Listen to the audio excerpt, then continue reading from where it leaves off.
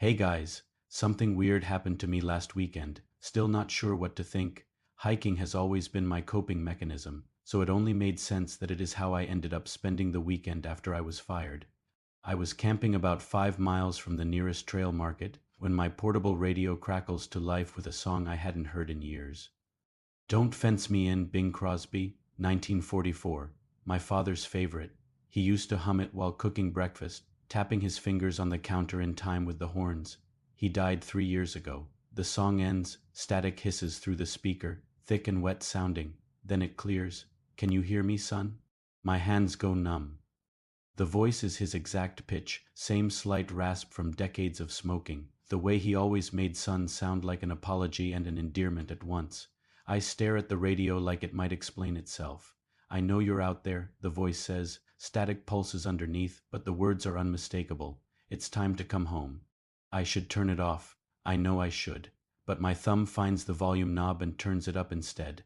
That's good, the voice says clearer now, like he's leaning closer to the microphone. I've been waiting. Head northeast from your tent. You'll see a split pine about 200 yards out. Go past it. I look northeast. Through the trees, barely visible in the fading light, there's a lightning-scarred pine with a massive split down the middle. I saw it on my hike-in hours ago. The recognition makes my chest tighten. I start, but the radio cuts me off. You can, my father's voice insists, warm and patient. Just follow my voice. I'll bring you home. I don't remember standing up. I don't remember grabbing my flashlight, but I'm walking, boots crunching over dry needles, the radio clutched in one hand, my father's voice guiding me step by step. Past the split pine, you'll see a boulder shaped like a chair, he says. Your mother and I used to joke about it, remember? I do remember. They hiked these mountains before I was born. He'd mentioned that boulder once, years ago, said it looked like a throne for a giant, and there it is, exactly where he said, massive and gray in the beam of my flashlight. The static is fading. His voice sounds clearer with every step, less like a transmission and more like he's walking beside me, just out of sight. There's a creek bed up ahead, mostly dry this time of year, he continues. Cross it and head uphill. You're doing great, son. Almost there. The creek bed appears exactly as described, a shallow ditch lined with smooth stones, bone dry except for a faint trickle at the center. I step across and start climbing. My pulse is too fast, my breathing shallow, but I can't stop.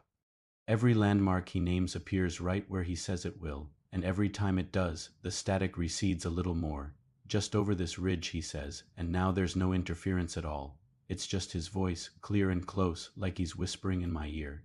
You're home now. I crest the ridge and freeze. A clearing spreads out. Below me, ringed by trees, lit faintly by the last dregs of twilight. In the center stands a cabin, old weathered wood, a sagging porch, windows dark except for a single oil lamp burning inside. I've studied every map of this area. There are no structures within 10 miles. Nothing. Come inside, the radio says. Not static anymore, not crackling, just his voice, steady and insistent. I've been waiting so long. Through the window, I see a figure standing with its back to me. Tall, broad-shouldered, wearing the flannel shirt my father lived in during the last years of his life. The shape of the head, the posture, it's him. Exactly him. I take a step toward the cabin. Lightning splits the sky. For one brilliant frozen second, the world goes white and I see the figure's shadow cast against the cabin wall. Not the shadow of a man, too many limbs bending at wrong angles, something massive and segmented stretching from the floor to the ceiling. The head isn't round, it's elongated, split into sections that move independently. The light dies, the shadow vanishes. The figure in the window hasn't moved. Come inside, son, the radio says, and this time I hear the undertone beneath my father's voice, something wet, clicking, layered. You're home. I run, back down the ridge, stumbling over roots, the radio still clutched in my hand even though I'm trying to drop it. My fingers won't let go. Behind me, I hear the cabin door creak open. Where are you going? My father's voice calls, louder now, crackling with static and something else. Anger, desperation, hunger. I brought you home. Don't leave me again. I crash through the creek bed, past the throne-shaped boulder, past the split pine. The voice keeps calling, keeps pleading, keeps commanding, but the static is coming back, swallowing the words. By the time I see my tent, the radio is just hissing static again.